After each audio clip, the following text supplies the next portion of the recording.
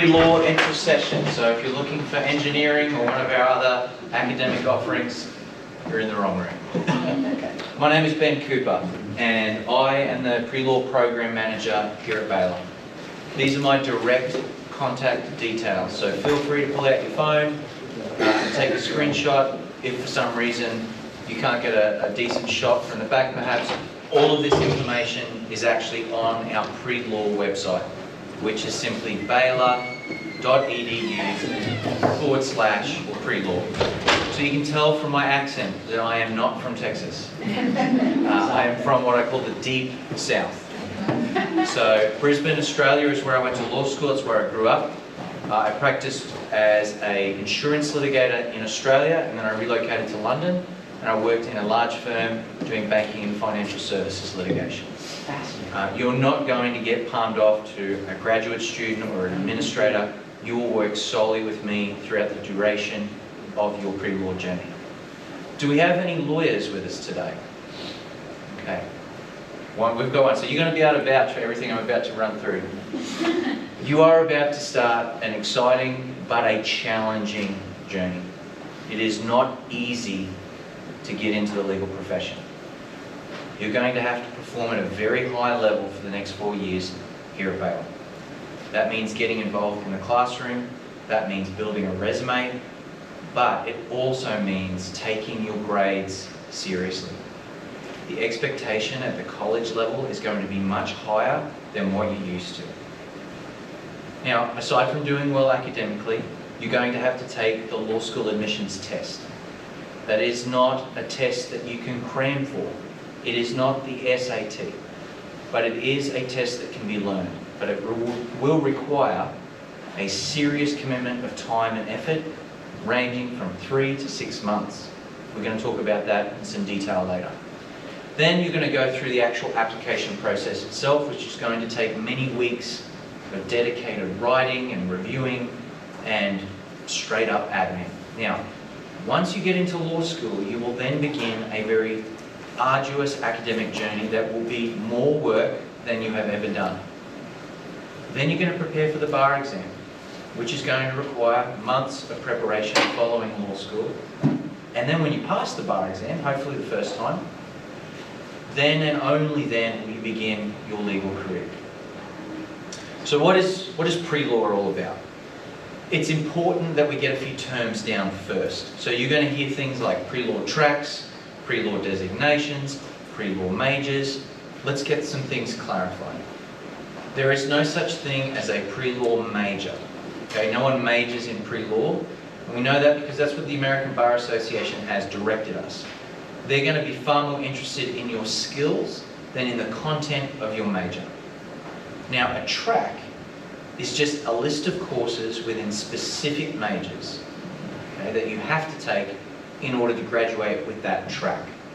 So poli-sci, economics, history, they all have different tracks. Now a pre-law track is in philosophy, economics and political science. Now being a pre-law track student in political science gives you zero advantage getting into law school. Zero. I would rather you be a Japanese major with a 3.7 than a political science student on a pre-law track with a 3.1, okay? Now the designation is what the pre-law program is, and it's actually in our system 2 designations. I'm going to talk about what those are in a second. But a designation is just a tag that follows you throughout the university, irrespective of what your major is. Now, as a program, we're trying to get you to a place where you can understand what it's like to actually be a lawyer, and we're going to give you all of the tools to do that. But we also want to build a sense of community, because as I mentioned, there is no one major that our students pursue. So you might be in a major that traditionally doesn't have a lot of pre-law students. So we want to create that community for you. We want you to be thinking strategically about your career, right from the get-go. And we want you to be prepared, okay, academically and professionally. So I mentioned at Baylor that the pre-law program is a designation. Now the Tier 1 designation, which is available to all of you as freshmen, is pre-law.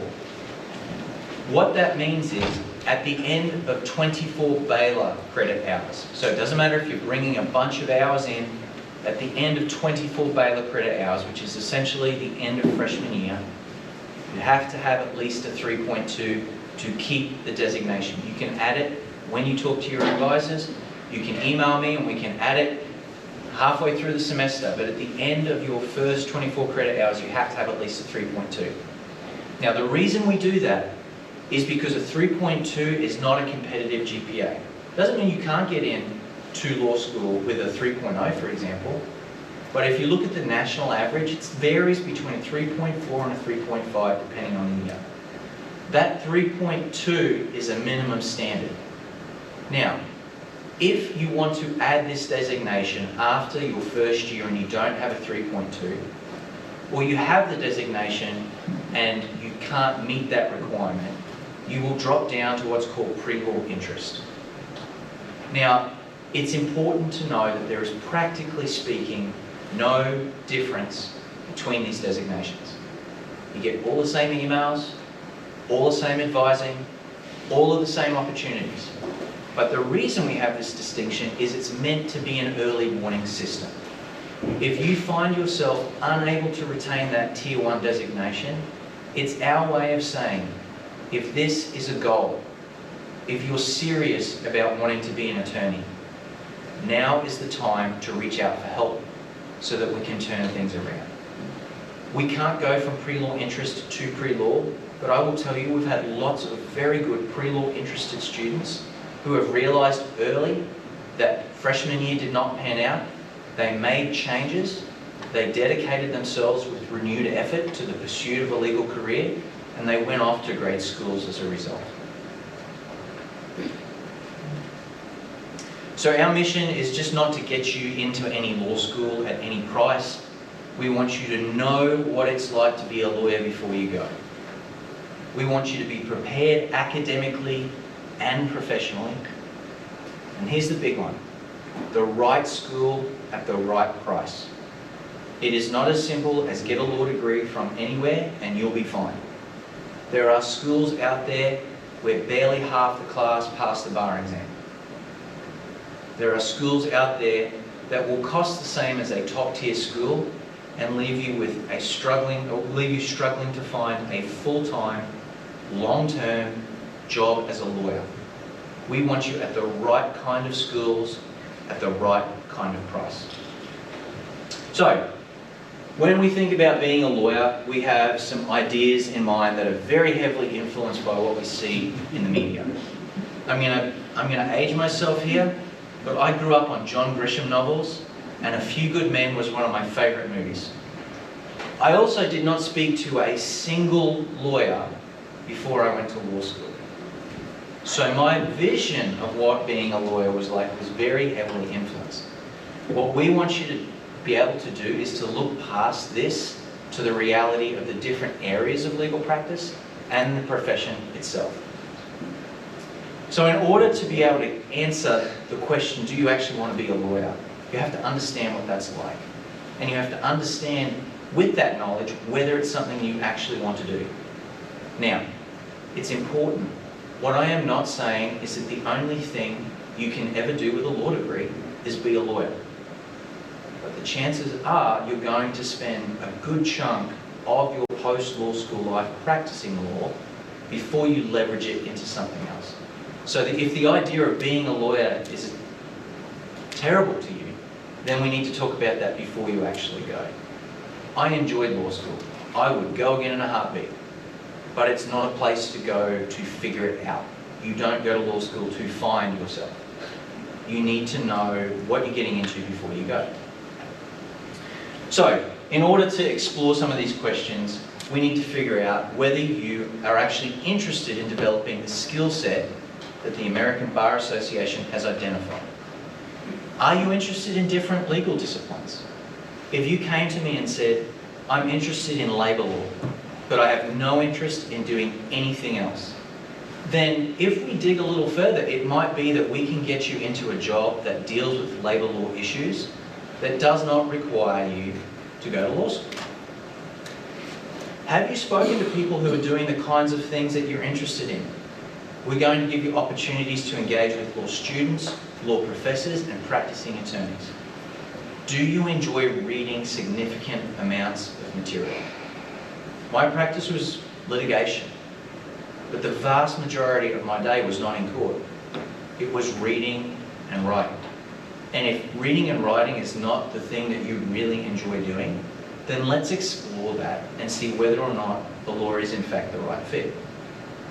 So this skill set that I keep mentioning that the American Bar Association has identified, things like reading, writing, critical thinking, research, editing. Now the beauty of this skill set is that while we know these skills lend themselves to you doing well in law school, the beauty of it is you can develop this skill set in almost any major. Now some of you might be thinking about less traditional majors, and we'll talk about minors that might be helpful to you in a moment. But without exception, every year I have 2 to 3 students who apply to law school successfully who are either dance, theatre or musical performance. Now they've been very deliberate throughout the course of their college career in developing these skills so that when they actually apply to law school, not only have they been able to pursue a major that they're good at and interested in, but on the side through it, maybe a second major or a minor, they've developed this skill set.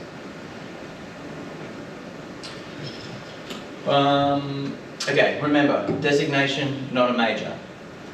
When you are choosing your major, don't choose political science because you think it will be impressive when you apply to law school. Choose a major based on what you're interested in and what you're good at. Now that doesn't mean we don't want to challenge you.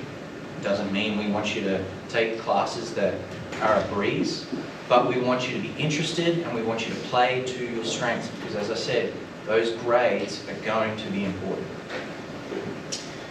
Right. Okay.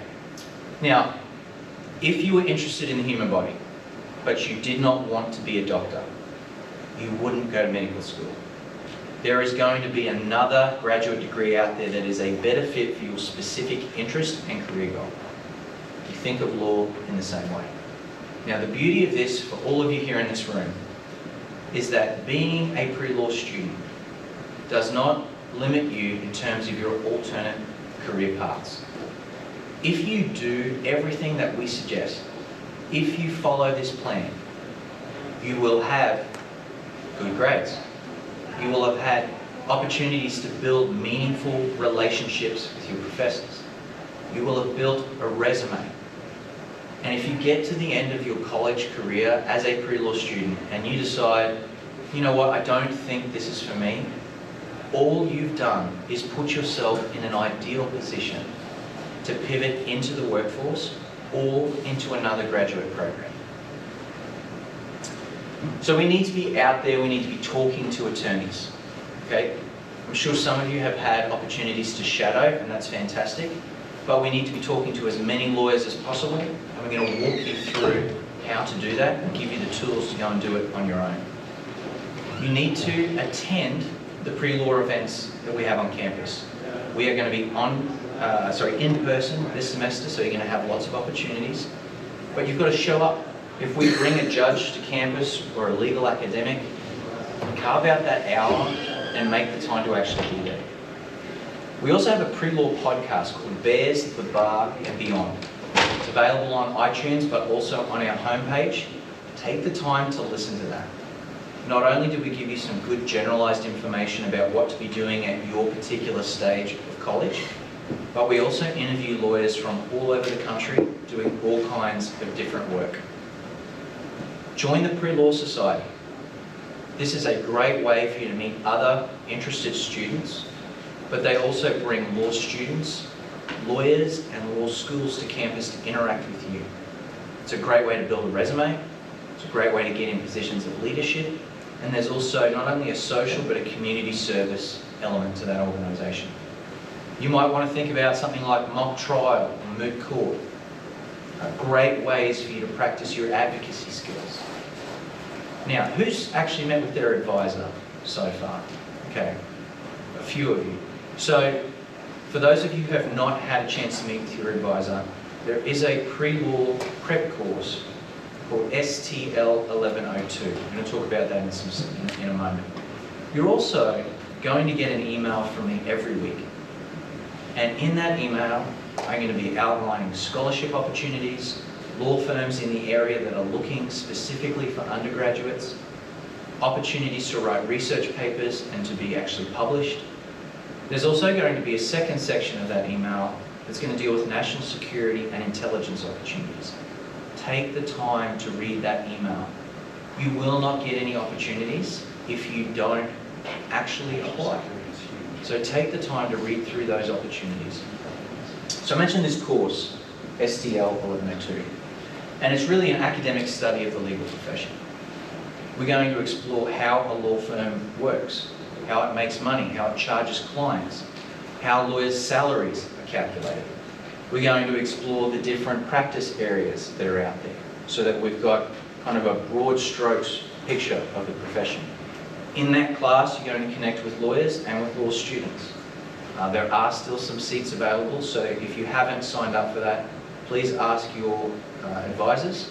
Just mention the PreLaw course, and they'll know exactly what you're talking about if you happen to forget the course code.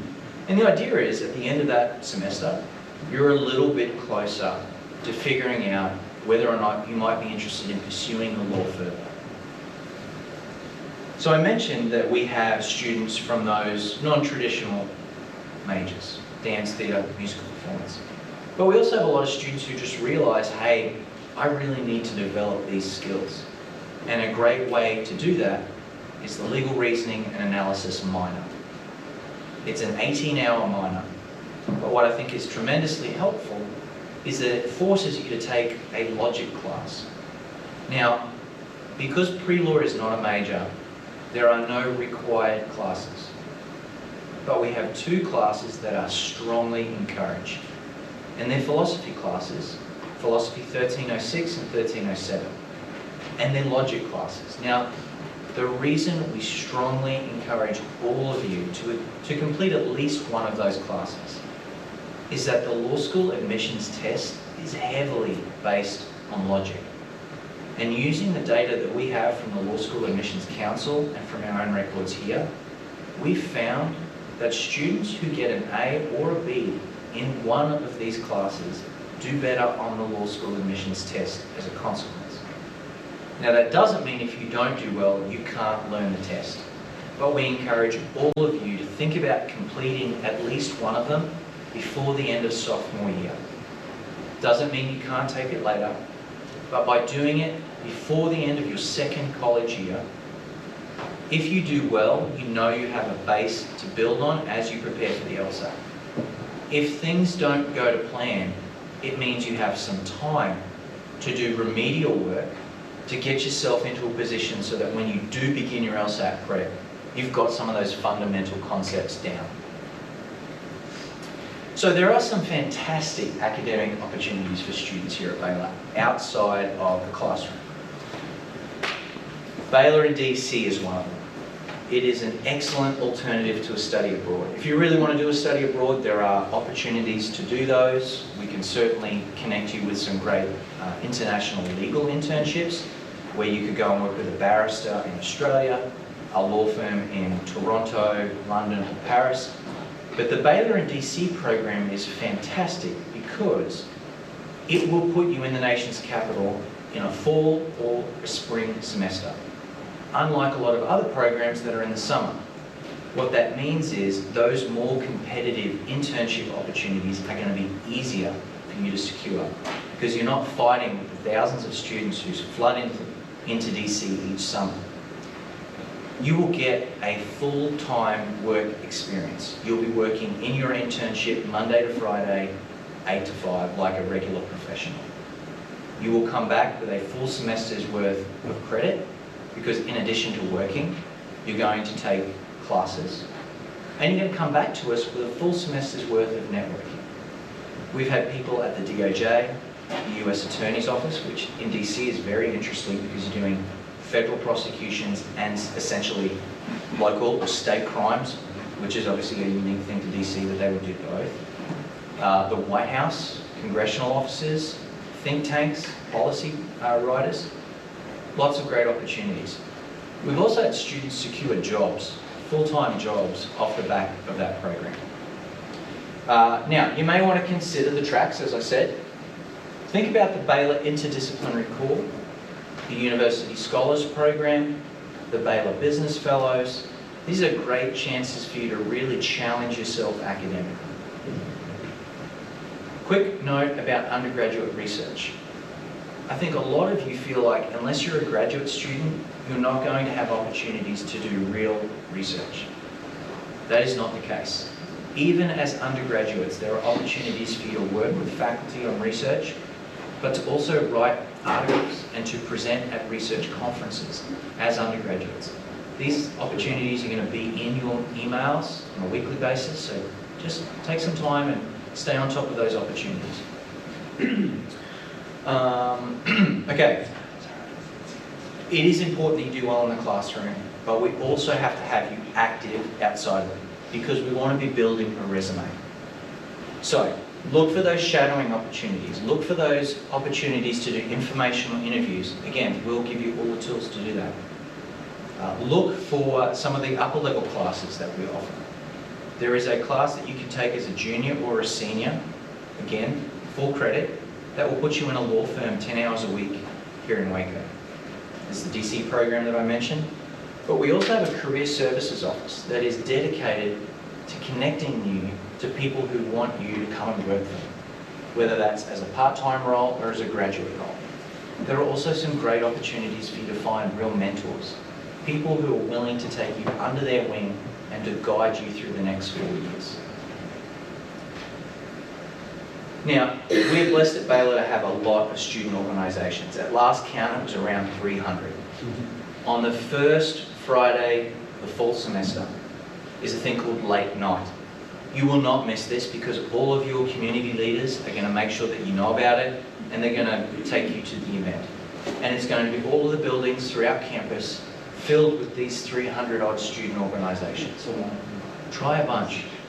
Get connected, see what is interesting to you. And then after that freshman year, look to commit. Look to get involved in a meaningful way because these are the organisations that are going to build the bulk of your leadership profile in your resume. It's very difficult to turn up as a junior for the very first time and to get in a position of leadership. So start as a freshman. Please give some thought to the PreLaw Society and the mock trial programs. They're both student organisations and they're a fantastic way for you to get connected to our PreLaw community. So, I want you to come in the fall ready to work and to think about law school as having started the day you come to Baylor. You need to work hard. Now that doesn't mean you need to work all the time, but we do need to manage our time so that we are focusing on the right things, and academic performance has to be right at the top of that list. Show up. We could bring the Queen of England to campus, but if no one shows up, it's no help to you at all. So carve out that time in your schedule to actually come to events. I'll tell you now that if you take that time and you actually show up to this stuff, you're already ahead of a lot of your peers. Listen to the podcast. As I said, we talk to lawyers all across the country. We talk to people in alternative careers like the State Department. We've interviewed lawyers who went to Baylor Law School and then joined the FBI. Law firms in New York. Criminal defense attorneys. It's a great resource for you. Take advantage of every opportunity that comes your way. And huge benefit for you is that we have our own law school. And it's here on campus. It's not in another part of town. It's here for you. I will help you go to any law school in the country, even the one in Austin. But for you, it's a huge advantage to have a law school on campus because we can actually sit you in a class over at the law school so you get a feel for it. You get a sense of what it's actually like in a law school class. The other benefit is they regularly bring judges and legal academics to campus. As part of this community, you'll be invited to those events. In addition to that, you're going to have opportunities to interact with faculty and law students. And if you're part of our advocacy programs, so mock trial, moot court, you're going to have opportunities to use their state-of-the-art courtroom facilities. So, The goal of all of this is to get you to a legal career.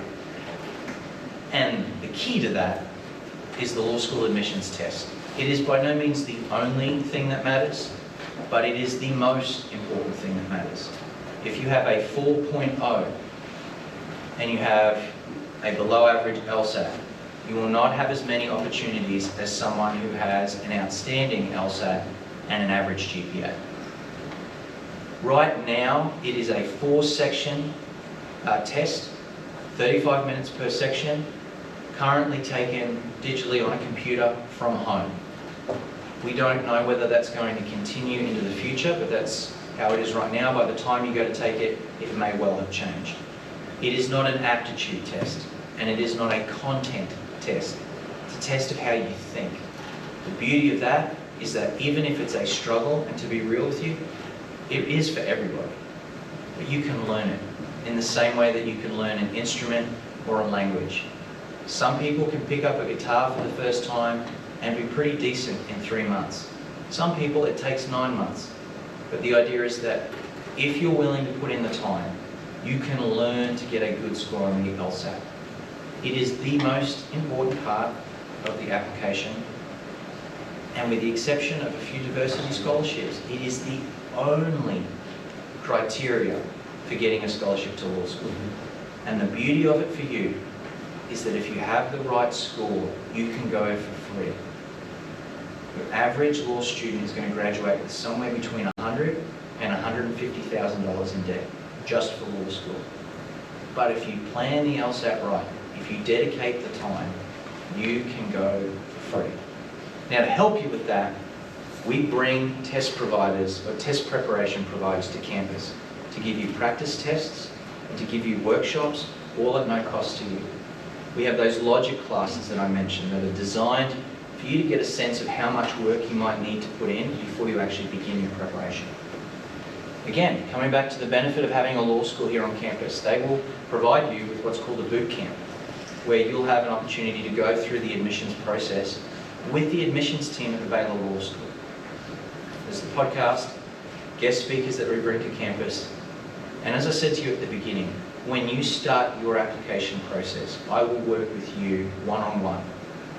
We will develop your essays, we'll work on your resume, we'll come up with a strategy of where to apply in order to get the most money in terms of scholarships, and I'll help you on the back end actually decide on a school to choose. Here is a selection of, I guess, what we could all call top-tier schools. And what you'll see, not only are their grades very high from their undergraduate careers, but a lot of people are not going to law school straight out of college. The average first-year law student is somewhere between 26 and 27 years of age, which means it is very normal to not go straight to law school. You certainly can, and if that's your goal in terms of time frame, what that means is spring semester of junior year is when you're going to begin to prepare for the LSAT. And by spring, I mean January the 2nd. And you're going to take as light a load as possible in that semester, because we're going to be adding 10 to 15 hours of LSAT prep every week. What we find is that our highest scores tend to come from people who aren't college students, but have graduated and been out in the workforce. That's not because they're more intelligent than you, but as you're about to discover, as a student, you're going to be juggling a whole bunch of competing interests. Different classes, student organisations, maybe you've got a part-time job. But when you're out working, not only have you got some work experience, but when you're studying the LSAT, it's the only thing you're studying. We will help you in the same way. As an alumni, you will get access to our office, and you'll get the same level of help that you would have had you decided to apply as a rising senior. So we want you in the right school, okay? That means a school that gives you a good chance of getting through the bar exam the first time and of securing a full-time, long-term job as a lawyer. We want you to get out with as little debt as possible. Now, a lot of you will be familiar with the US News rankings. Obviously, they exist for colleges at an undergraduate level, They also exist at the law school level. They are a tool. You should not choose a school solely because of its ranking, because there are things that go into those rankings that aren't relevant to you. And that is a process that I will help you unravel as we progress through this journey. I want you to take debt seriously. Okay, and one of the things I'm going to push and prod on as we go through the process is, what is this going to cost you? How much are you going to have to make at the end of this for this to make sense financially?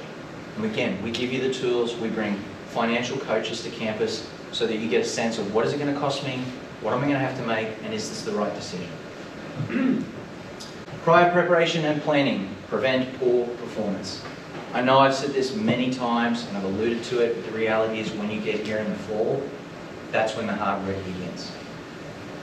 Make sure that you actually show up. Come to the events that we put on. Learn how to manage your time. The reality is, some of you are not going to handle freedom well. What I mean by that is, no one's going to knock on your door when it's 7:45 and say, hey, don't you have an 8 o'clock class? No one's going to tell you to go to bed when it's 3 o'clock in the morning, and not everyone handles that well. You're also going to have more work than what you used to. You're also going to have a roommate. That roommate might turn out to be your best friend for the rest of your life. It might be a less than ideal experience. And so, by learning to manage your time and to correctly prioritize what you're doing, you make your life easier. It's always better to build and protect a GPA than it is to try and play catch up. Now, in saying that, if the freshman year is not ideal, don't panic. Law school is still on the table. Law schools know that freshman year is sometimes very difficult. The trick is that if you find yourself in that situation, reach out for help. There's a lot we can do in week 4 that we can't do in week 14. As long as you establish a sustained upward trend in your grades, you can mitigate a lot of the negative effect of a less than ideal freshman year, and you can certainly overcome that with a good LSAT performance. Consider those intro philosophy courses and the STL 1102 pre-law prep course. Now, as freshmen and as sophomores, there are really only 3 things that you need to do. Take your classes seriously, get to know your professors, go to their office hours, engage with them in class. Not only are they experts in their field, but they're the folks who are going to write your letters of recommendation. Now, if you're applying as a college student to a law school, they will expect at least 2 of your letters to come from professors who have had you in class. I have a lot of students who don't realise this until they're applying, and they have to try and find professors that can write a meaningful letter for them. So don't do that. Engage, get to know your professors, build a resume. Grades, relationships with professors, building a resume. Those first 2 years, that's all you really need to focus on. If you're going to go straight to law school, junior year is going to be where you really focus on the LSAT. You want to try and structure your schedule so spring semester is as light as possible, because again, we're going to add that LSAT prep. We want you to explore the law. We want you to discern whether it is in fact the right fit for you. We want you to be prepared academically and professionally. And regardless of whether you go into the law or into an alternate career, we want you to flourish. We want you to do well. Go out and have the professional life that you want and to represent Baylor well.